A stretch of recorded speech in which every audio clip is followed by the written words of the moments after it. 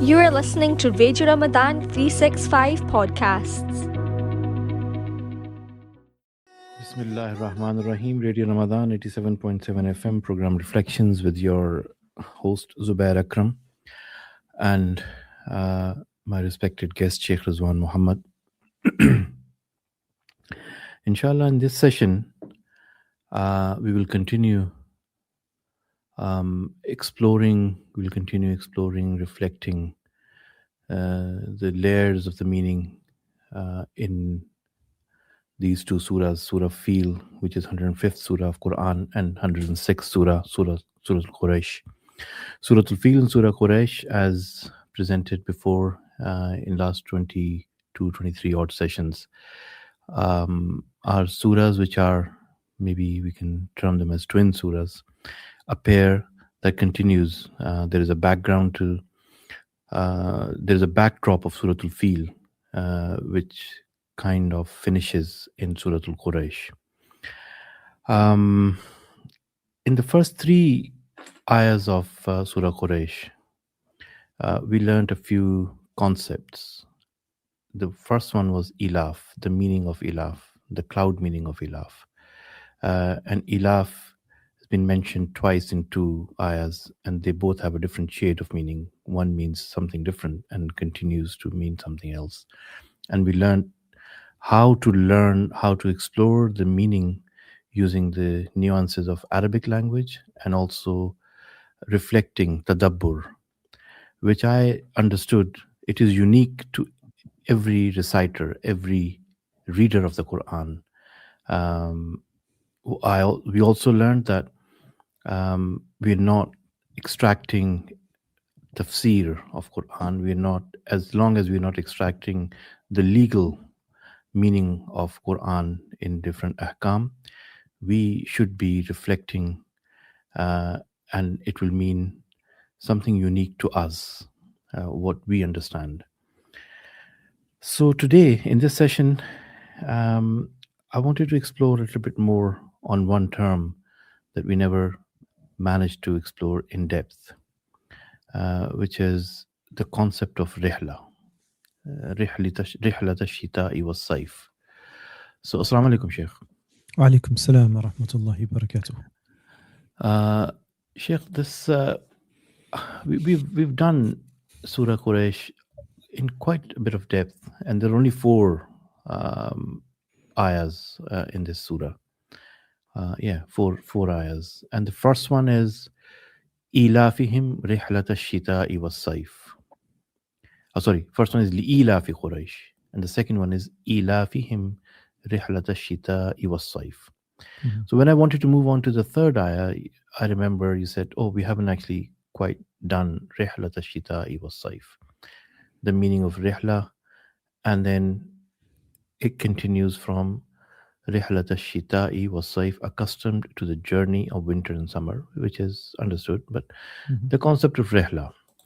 Now, rihla, as I asked before in one of the sessions, is a term that I have heard in some of the mystic circles, if you like, in the circles of Sufia, in Tasawwuf, rihla. So there are organized rihlas, retreats. And how have they taken that term from this surah, or is it a Quranic term? Is there any connection between this and that term? And there is more that we will explore, inshallah, once we start with this one. So you're saying you've heard that word used for specific groups of people? Yeah, rihla. So is that for Sufis or? Like, I'm surprised actually. I've never come to think of it. I've not thought of that. Okay, no. So there is almost like a flight from the real world, flight to seclusion. So there is a rihla, and there are organized groups, they would use the term rihla. Really? And we're in the subcontinent? Yes. Okay, interesting. So is there any connection between this and is it used in the Arab world or Middle East or I mean, in Moroccan traditions or in Syrian traditions. And it's an interesting point. I mean, Bismillah ar-Rahman ar-Rahim. So Rihla, we kind of did touch upon it, but I think it might be worth retracing the Rihla itself, because it comes in the context of this chapter. Obviously, the reason it comes into the context of this chapter is because it's related to their benefits, their benefit connected to traveling for trade. So Rihla, essentially, if you were to do, kind of, if somebody asked me about this in English, it's a journey, isn't it, or something? It's the in English would be the journey of the summer and the winter. So the winter and summer journeys. So the translation is accustomed to the journey of winter and summer. Journey. Yeah. So Rihla is ilaf is accustomed or being given facility in something, but Rihla is essentially, yes, a journey. But in English, if you say journey, there's lots of words that come to mind when you think of that. So if imagine a world in which, or universe within which, we don't have the Arabic, but we have the English, and we're trying to reconstitute the Arabic Quran from the fact that we speak Arabic and we know Arabic, but we don't know what the Quran was like. You'd have a problem in trying to understand what Arabic word that meant. So one of the amazing things about Arabic, and that is, preeminent in Arabic. It has, other languages have that. In English, for example, journey, sojourn, trip. There's lots of different types of expedition. So there's lots of terms you could use in English that indicate some kind of journeying, but they have different meanings. In Arabic, you have the same thing, but you have associated with it the kind of meaning patterns of all the other words that connect to that one word. So, for example, rihla, murtahil is like somebody who's on a journey. Rahila is like a mount or a vehicle you've got. Rahilun are the people that go on a journey. But rihla generally is used for a journey which is going to be strenuous, arduous, and for a very distinct purpose. So rihla essentially became, in fact, it probably comes from this usage here, because rihlat al-shita'i wal-sayf indicates a specific type of journey for a specific purpose to a specific place. And so it's pretty much organized for one purpose. And, here it's trade, it's a benefit. It became something famous because it was then used, not in this, I don't think in the Sufi tradition, but in the tradition of knowledge, and specifically hadith of the Prophet ﷺ. So one of the earliest examples is Jabir ibn Abdullah radiallahu anhu, who heard about a specific hadith that he hadn't heard from the Prophet ﷺ himself. And as a result, he actually ended up traveling, all the way to Asham from, it was Abdullah ibn Unais radiallahu anhu, who he had a hadith of the Prophet ﷺ that he hadn't heard. So he ended up organizing a trip for the specific purpose of learning about this one hadith, it was a hadith about the end of times, day of judgment. And he came back. So it was essentially a journey with a purpose. Okay, so the Rihla essentially is a journey with a purpose. So the Quran is essentially, if you look at the Surah Qureysh, it's talking about the Quraysh having a journey with a purpose, which is for subsistence, for earning money, for livelihood, and alleviating poverty. And it then started to become something related to knowledge. So, in the same way that people, the Prophet himself said that there's two types of people that will never be satiated. Talibul ilm wa talibul mal. So the Prophet said that there's two types of people that will never be full. Satiated essentially means that you'll never get to the point that you say, okay, I've had enough. Talibul ilmin, talibul ilm is a person seeking knowledge, because knowledge is unending. Because if you think about it, Allah is al-alim, Allah is the one that knows.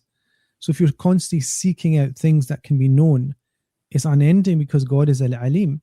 And the talib al-ilm is constantly, I know from all my teachers, they were constantly, even in their old age, constantly exhilarated and benefiting from exerting themselves and learning new things.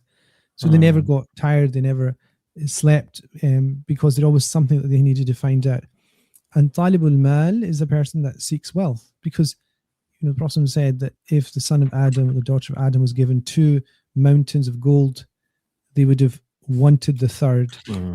And nothing fills the mouth of the son and daughter of Adam illa turab, except for dust. Dust meaning the dust of their death. Meaning that rihla for wealth, and you think of it now, economic migrants, they go from one part of the world to another. You look at migration patterns are essentially for that. Even people going from rural backgrounds in the global south to industrialized cities, they go for a purpose, which is food, sustenance, provision. If you look at, in the West, you'll have people going on flights, traveling, and if you ask them, some of them are going for recreation. So this is not going to be a rihla, that's going to be something else. But the rihla is when they're going for seeking out provision, and some for education. So a lot of countries, their economy is based either on education or commerce. But there's other words that relate to, so that's kind of rihla. So rihla is a sense, one of the most famous examples is Baqi ibn Makhlad. He traveled all the way from Andalusia all the way to Baghdad at the time of, Baghdad's about 100 years after Baghdad was established as a center of learning as a city. He went all the way to meet Imam Ahmad ibn Hanbal, and realized when he got there that he was under house arrest. And it said that during that time, he traveled so far. Think of it, the world at that time, that's basically the half the known world traveled just to meet him. And he found that he was under house arrest. And he had actually found out a strategy on how to gain hadith from Imam Ahmad, which was to pretend that he was a beggar. And every day he would go and ask for some money. And when Imam Ahmad would give him something like a date or something insignificant, he would also teach him a hadith while he was at the door.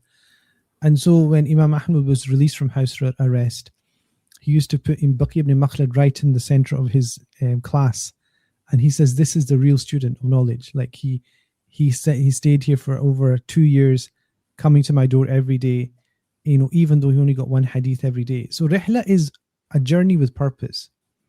So we're all kind of, in one way, we are in a journey of some sort, and it has to be of some kind of purpose.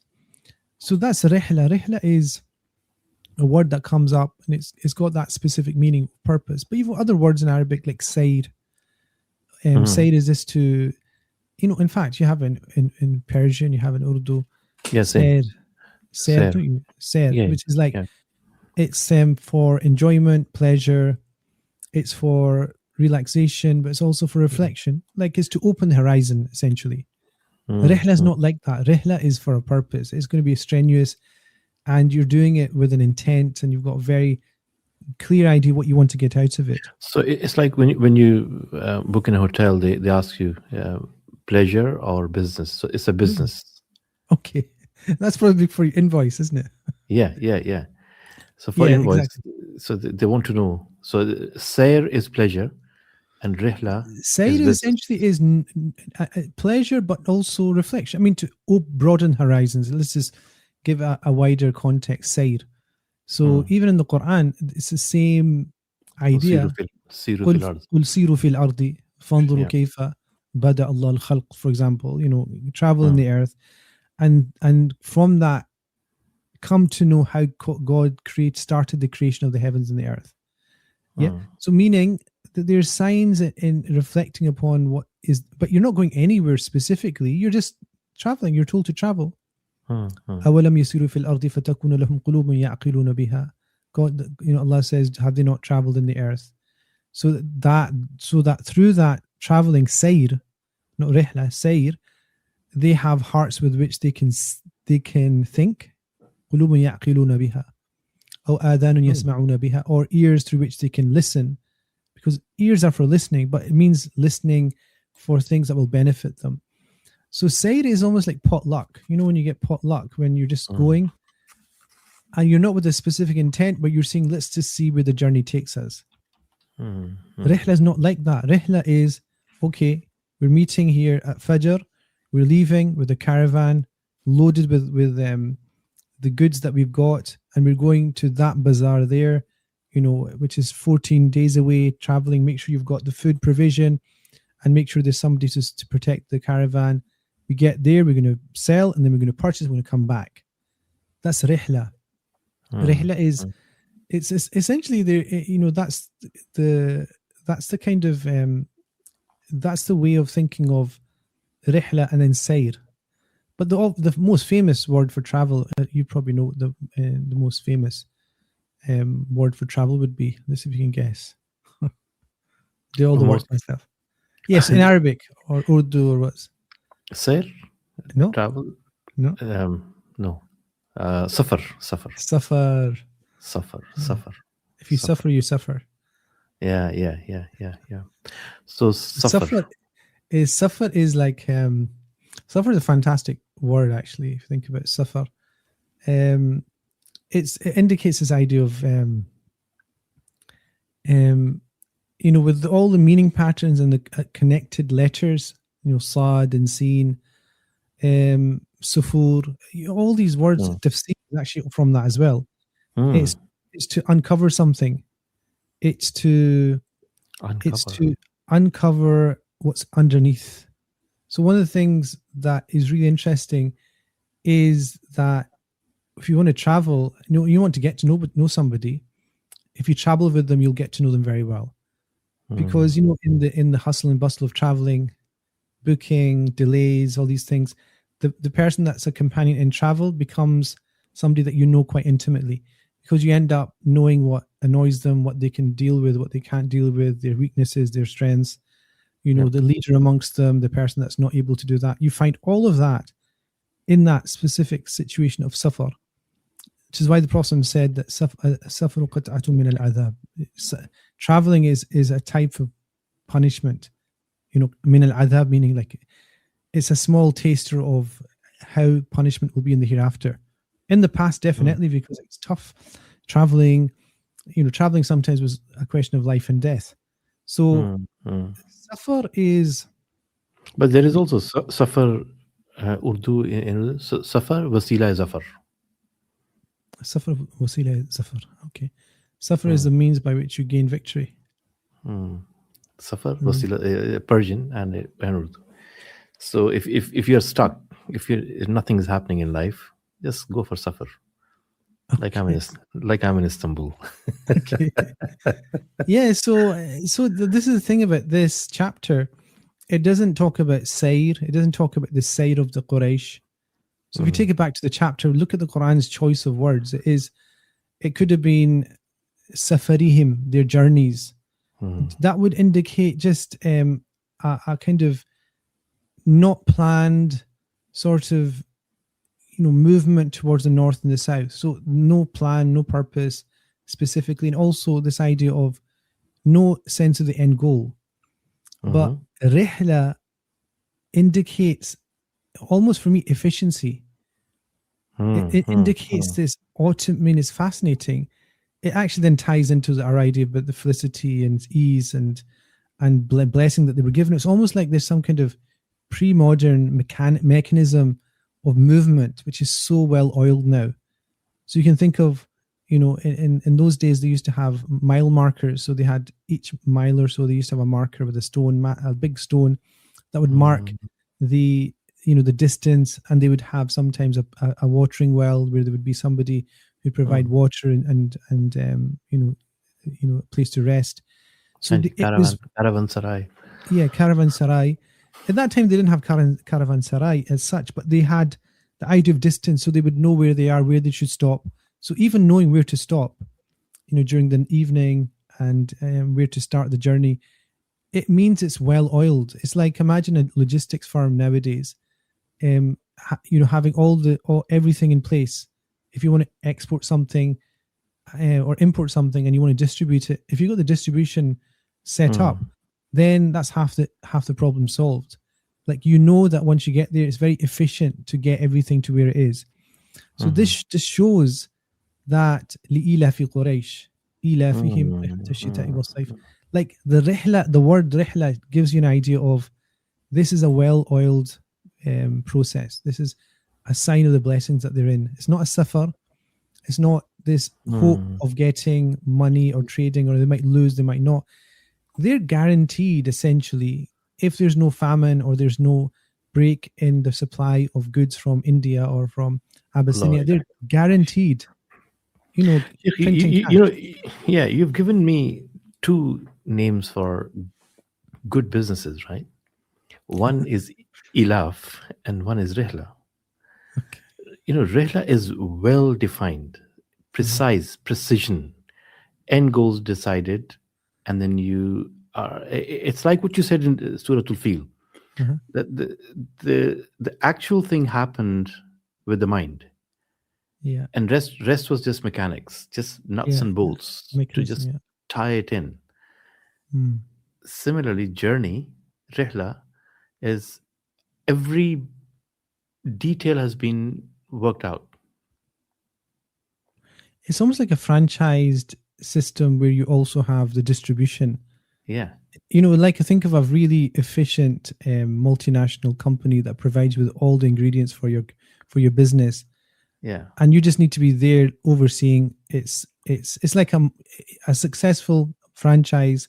You're printing money essentially. If you have the money up front. In Urdu they say when anything gets really, really good, कहते हैं अब मारोगे क्या? Meaning like, are you going to just kill me now? So this concept, la ilaha illallah. What are you doing? I have no idea what you. This is the third time that the heart pound, it skips a beat. This is like wallah. This concept. Wallah. You shouldn't swear by God unless it's important. This concept is amazing. Not just knowing the meaning of the word journey here, but just knowing what journey is, what it should be. To this journey, yeah, precise, well organized, everything worked out. Yeah, I mean, it's like that company FedEx, isn't it? FedEx, even their logo indicates everything towards a direction. There's like their logo has inbuilt within it what they do, which is an arrow in a direction indicating speed and efficiency. And you don't see it until you see it. Once you see it, you can't unsee it. So Rihla essentially is movement with purpose. Safar is not like that. And even Sayr is not like that. Sayr is like the Seerah of the Prophet ﷺ is a real journey. It's like a journey of discovery, because you don't know what's coming around the corner in terms of the Prophet ﷺ, his tests and tribulations and victories. You don't know what's happening. And so, Sayr, Seerah, and, they have a different type of meaning. Safar has a different type of meaning.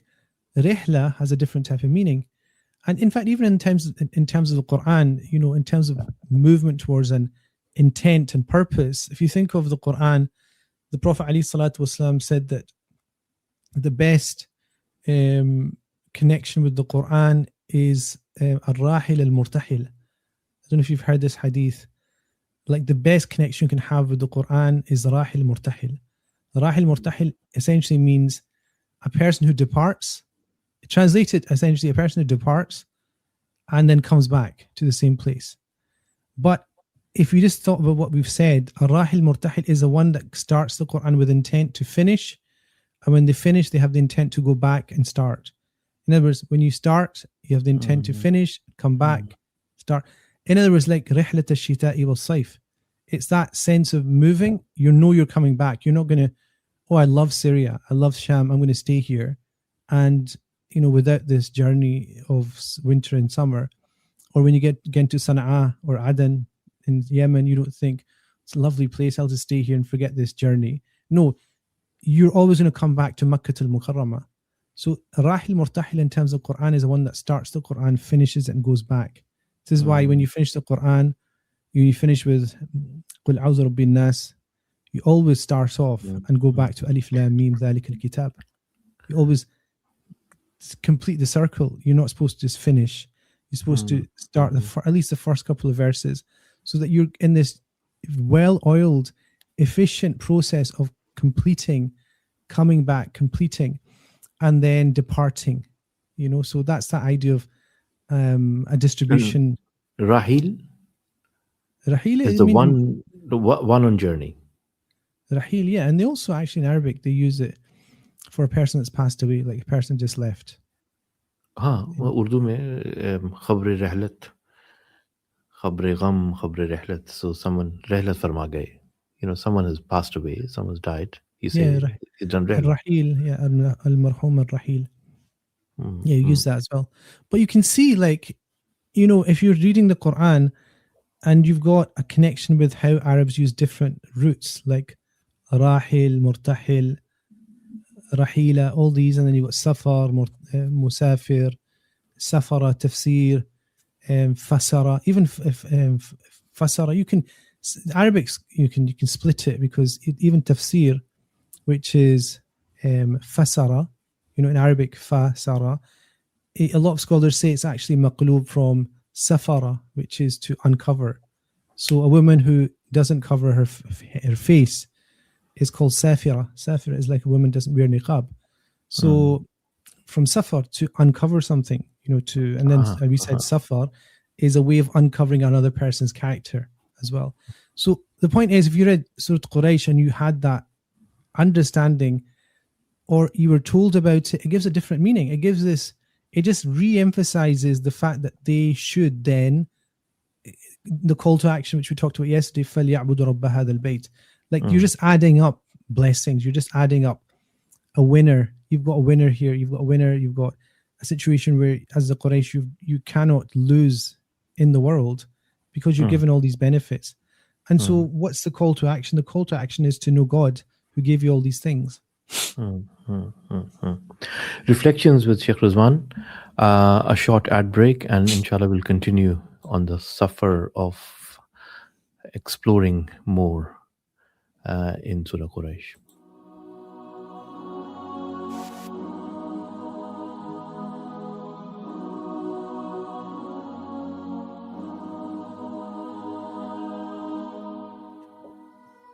हमने आँखों से देखा नहीं है मगर, हमने आँखों से देखा नहीं है मगर, उनकी तस्वीर सीने में मौजूद है, जिसने लाकर कलामे इलाही दिया, जिसने लाकर कलामे इलाही दिया, वो मोहम्मद मदीने में मौजूद है, में मौजूद है।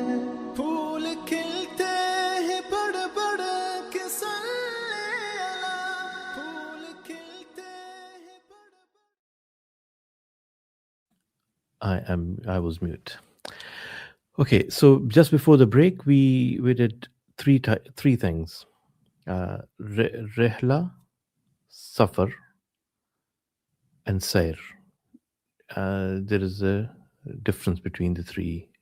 In this surah, Rihla Tashita'i is Rihla, a precise kind of like very precise arrow out of a bow, going for a aimed precisely at a point is Rihla. Hijra is to, interesting actually, Hijra is to leave, is to abandon something. Mahjura in the Quran, it said that the Prophet will say that my community has taken the Quran Mahjura as something that they would leave behind. So in terms of Hijra, we also obviously know Hijra from the Hijra of the Prophet ﷺ, which means leaving a place. So the Prophet was essentially put into a situation where he was forced to be expelled from the city, or he expelled himself. In terms, left it because he wouldn't. In fact, when he went to the outskirts of Makkah al-Mukarramah, he turned around and said, "If it wasn't for my people throwing me out of the city, I would not have left you." In other words, it wasn't out of intent. It was a expelling of types, or a movement of types. And now we translate it as emigration. But emigration essentially indicates that there's a reason why you left. You didn't want to. If you think of anybody who emigrates, you would never want to. I would say, people travel for rihla, yeah, they travel for safar, they travel for sayr, but to emigrate, you need a push. There's something pushing you out. And with the Prophet ﷺ, it was the enmity of the Quraysh. They got to the point they wanted to assassinate the Prophet ﷺ. And so he planned out the very specific thing. So we have a physical hijrah, which is the actual journey. And then you have, when the Prophet was asked about hijrah, he says, Al-muhajir man hajira su fi jambillah. The muhajir is the person that leaves aside sin and leaves something for the sake of God.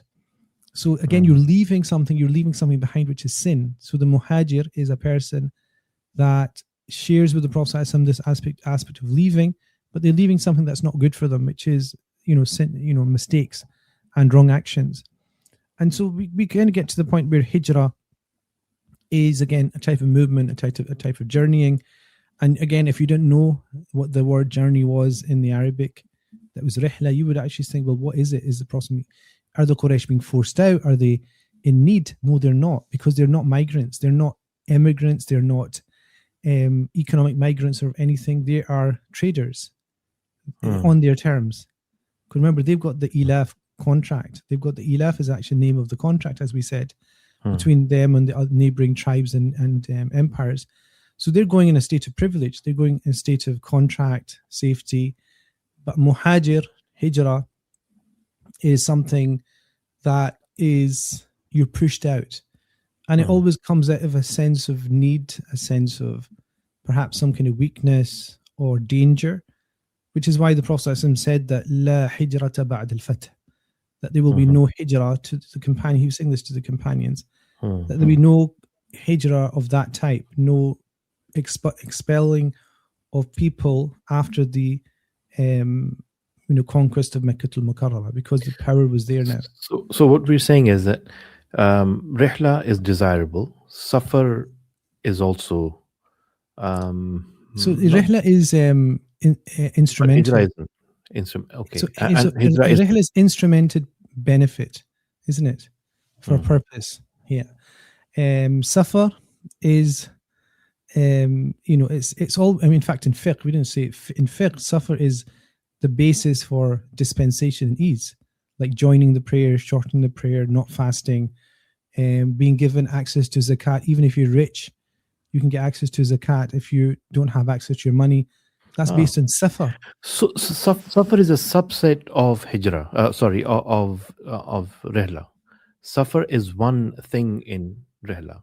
So you have to have safar to do rihla. Rihla is a journey that involves safar. That's umum wa khusus mutlaq. No, I don't think so. Logically, no. Safar is a category. It joins itself in the fact that it's the genus is travel, but the reasons are different. So it's not a subset of it. Is it not? Rihla is you're on a journey. So they're all subsets of movement.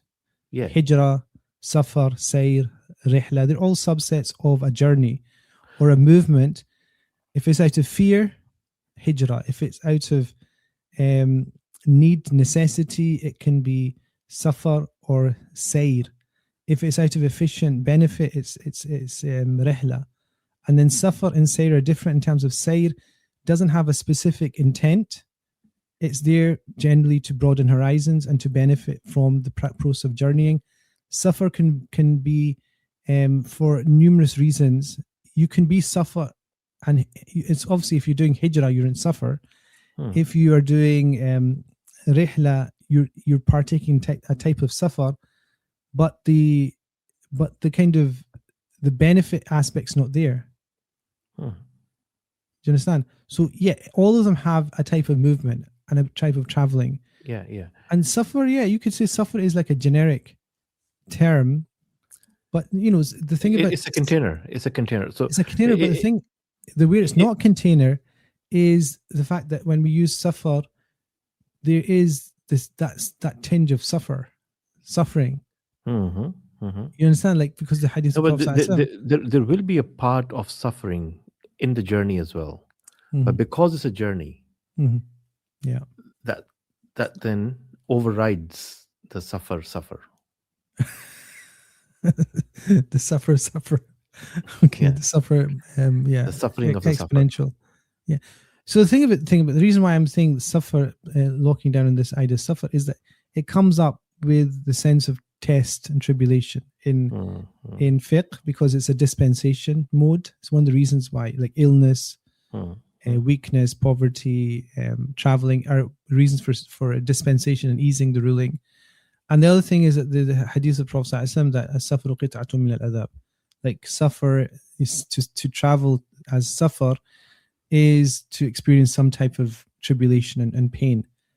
Whereas rihla doesn't. Rihla is a unique thing about, you've got a purpose, you might suffer in it, you might not, but essentially there is a benefit that you've got in it that's well defined. You're there, going, coming back.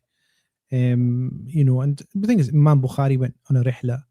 Imam Baqir bin Makhlad, many of the scholars of hadith went on rihlas. Ibn Battuta went on a rihla. But his rihla was interesting. It was an adventure. It was I was trying to get through this without mentioning Ibn Battuta, but there we go. It was intrigue. He got married a number of times. He met really strange tribes and different cultures and religions, and it was an adventure for him. The rihla was an adventure, but it was like not purposeful in a sense. He went on Hajj, but ended up not going just to Hajj. He ended up, overstepping the train stop, and he kept going all the way to China, and went on to the Maldives and had a very interesting experience. So his was more like a sayr. His was, but technically rihla, because anytime you went on Hajj, it's interesting that Hajj was always considered to be a rihla. When they talk about people's, in fact, there's books in English where they have a compendium of people's travels to Hajj, and they're generally called people's rihlas. And the reason for that is Hajj literally means, al-qasd ila al-mu'azzam. It's the movement and intent towards what is glorious and magnified and honored, which is God. Like you're moving for a purpose. Like rihla is like you're going to buy and sell and you're coming back. With hadith, you're going to learn the hadith and come back. With Hajj, you're not supposed to meander and just on the, as a side note, go on Hajj. Your purpose is to go on Hajj. Interesting you say that, right? Interesting that you've said both have the same weight. Buying and selling and going for Hajj, or collecting hadith. They're all journeys. They're all rihlas. Yeah, they are. They're generally the kind of the accepted way of, the words that you would expect in a book. If it's about Hajj, it would be the rihla of such and such. So worship. Yeah. Then you have knowledge. Worldly commerce and knowledge, yeah. All three are rihlas. As long as they're well defined, they are well organized, they have an objective which is predefined. You go and then you come back. And coming back means you need to have a defined base to come back to. Yeah, rihla is coming back. It's like you in and out. So when Jabir ibn Abdullah radiallahu anhu was a companion, when he got the hadith from another companion, he came back. He didn't loiter, which showed it was a rihla. He didn't wait and see what Syria had to offer. Asham, such a beautiful place. He didn't loiter. He just found out, was it true the Prophet said this, and he went back. Which shows intense kind of focus in purpose. So, Shaykh, I don't know if I'll ask it anyway. So, when you were in Damascus studying, you were sent back. Oh, how did you know? So, Rehla finished, right? How did you know? Don't know. Guess. The story is that they said, look, they said, go. Yeah, so I graduated, finished private studies as well, and then my father came to my graduation, went on Umrah with my father, came back, and it was literally like, one of my teachers saw me and said, "What are you doing here? Journey's finished." Yeah. Very abrupt. He just, and as a father would say to the son, I mean, there's no, sugarcoating a message, is there? So we got to the point with our teachers where there was no sugarcoating. There was no they have this romantic idea of luminous, it was very blunt. It was like, go back, what are you doing here? We don't want to see you again. Which is how it should be. Because at a point, you've done your the stay is objective overstayed your welcome, as they say. Yeah. So I took it on the chin and I left. But essentially, I wasn't loitering too much. I was finishing off some books, and but I got the point. The point was go home. Go home. Yeah, it's good. Nice humbling experience. Okay, like, so why? Yeah, why did you not go home? Why can't you? So rihla is a predefined journey. Subhanallah. Getting back to the surah. لإيلاف قريش إيلافهم رحلة الشتاء والصيف. So you see how you see how it completes the image that we were building up. Just the word we completely missed that. Actually, that kind of sense of security, safety, felicity, and benefit that the Quraysh had. They had a very good pitch, to play on, a very good pitch to market on and sell and buy. So it just really ratchets up the emphasis of the order to worship, doesn't it? It really does. It leaves you no room for maneuver to not obey and know and worship, because everything's like you've been given monopoly. So you've given the route, you've given, and you have done it. There's a journey that you're on, and you have the means to start and finish the journey. Yeah, if you think of even like the Prophet ﷺ and Khadija radiallahu anha, like she would invest with him, and she would know and expect, she would kind of be able to calculate the profits margins. Yeah. Do you understand? Like it was due to the fact the Prophet wouldn't swindle her, but it was also like they expected, take this, you'll get this for it. Yeah. So it was like you knew. It was like, I mean, nowadays very few places if you can invest your money and you get like 8%, 10%, 12%. Like if you told people now 12% on your capital, people would go for that. Everybody in the world would go for that. Okay, and that's essentially what was happening. Okay, once you take away the money for the trader and the time it takes them, your profit is going to be like 15, 20% or something. I mean, if you're getting that from your investment, you're doing extremely well in any age. Leave aside the interest, usurious families of the world that, make we say 1,000% on each transaction, which is what they do. Normal people, when they buy and sell, trade, commerce, it's like in the single digits, low double digits, and that's a good return. And so that's their situation, the Quraysh. Really blessed, protected, safe, secure, affluent, honored. And it just behoves them to then be told, worship, be obedient, clean the house, clean it up of the idols, establish Tawheed. So final moments of this session, Shaykh. Maybe 2 or 3 minutes. Rihla moves on to فَلْيَعْبُدُوا رَبَّ هَذَا الْبَيْتِ. Yeah, so the issue of Rihla is that you can get caught up in the monotony of the benefit you get from the travel. So it's so easy to milk the system and go and create money and come back.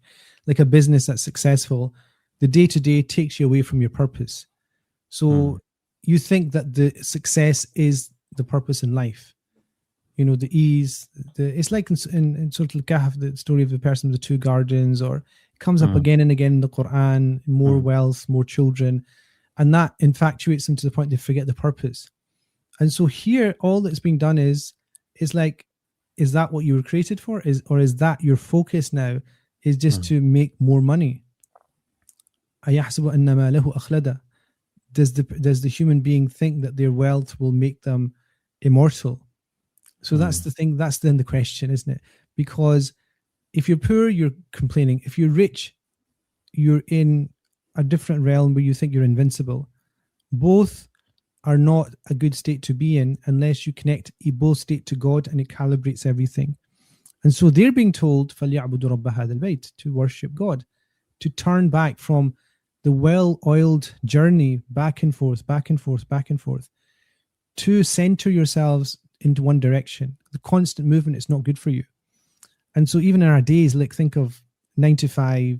I mean, I remember I was getting my kids ready for school one day, and I was so busy. I had to catch a train to teach somewhere, and I was trying to get them at the door. But then I realized I didn't have my glasses, and I was trying to get their shoes on, get their lunch, and make sure they had their coats. And I was looking for about 2-3 minutes for my glasses. Then I found an old pair, went down, put them on, and you know what happened? I put my glasses on my glasses. I had glasses on my face. Allah. So I was so disorientated and like traveling and moving, and you get so caught up in the busyness of life that you forget the purpose. You have to at some point be still, you know, and center yourself, which is why the prayer is such a blessing. That you're, especially Asr prayer, for example, right in the middle of the day when there's so many things to be done, finishing things off. It's at those moments that you need to stop and be still and take stock and just be silent, even for a couple of minutes, because then that is, you know, that's a blessing for you in the midst of all this movement, this rihla that you're doing, because every day you're essentially partaking in some kind of movement towards benefiting yourself, and you need to stop the rihla at some point. Jazakallah khair. That brings us to the end of this session. Inshallah, tomorrow we'll move on to the final ayah of Surah Qureysh. الذي فليعبدوا رب هذا البيت الذي أطعمهم من جوع وآمنهم من خوف. Until then, Assalamu alaikum wa rahmatullah. Alaikum salam wa rahmatullahi wa barakatuh.